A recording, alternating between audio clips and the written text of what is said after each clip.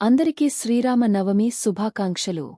ఈ పవిత్ర దినాన సీతారాముల కళ్యాణ మహోత్సవాన్ని ఒక కథగా మీ ముందుకు తీసుకువస్తున్నాం. మిథిలా రాజ్యాన్ని పాలించిన మహారాజు జనకుడు ధర్మపరాయణుడు, తపోవంతుడు. ఒకసారి యాగంలో భాగంగా భూమిని దున్నుతున్నప్పుడు ఆయనకు పొలంలో ఓ బంగారు పెట్టెలో చిన్న పాప కనిపిస్తుంది. అతను ఆమెను భూదేవి నుండి దైవిక బహుమతిగా తీసుకుని తన కుమార్తెగా పెంచాడు. ఆమెకు సీత అని పేరు పెట్టాడు. సీత చిన్ననాటినుంచే విలక్షణ శక్తి కలిగి ఉండేది. ఒకరోజు ఆమె ఆడుతూ శివధనుస్సును అప్రయత్నంగా ఎత్తింది.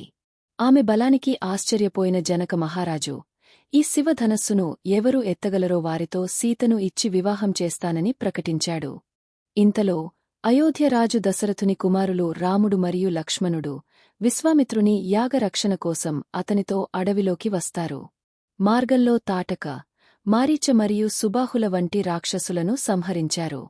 అనంతరం విశ్వామిత్రుడు వారిని జనకుడు సీత కోసం ఏర్పాటు చేసిన స్వయంవరానికి మిథిలా నగరానికి తీసుకుని వెళ్లేడు.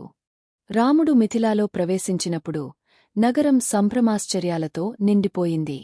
అతని దివ్య సౌందర్యానికి, ఉదాత్తమైన నడవడికి ప్రజలు మంత్రముగ్ధులయ్యారు.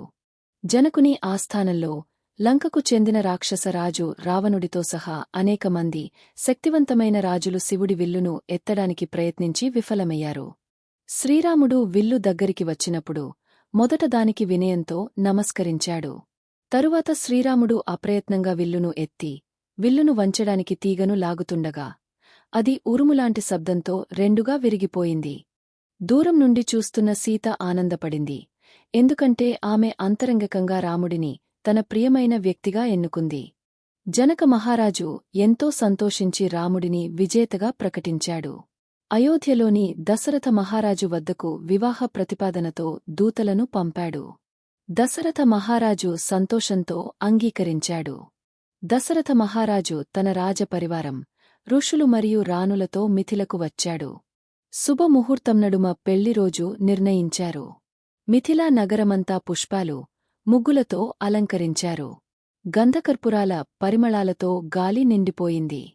వివాహం జరిగే రోజున శ్రీరాముడు విలువైన పట్టు వస్త్రాలు ధరించి ఆభరణాలతో అలంకరించబడ్డాడు.